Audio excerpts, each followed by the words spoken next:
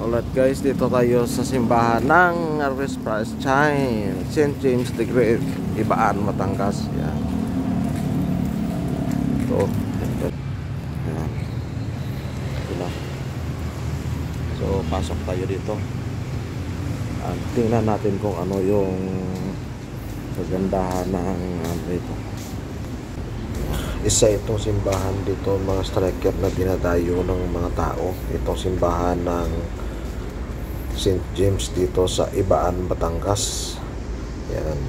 Kita nyo naman ang ganda ng loob niya. So, ayan.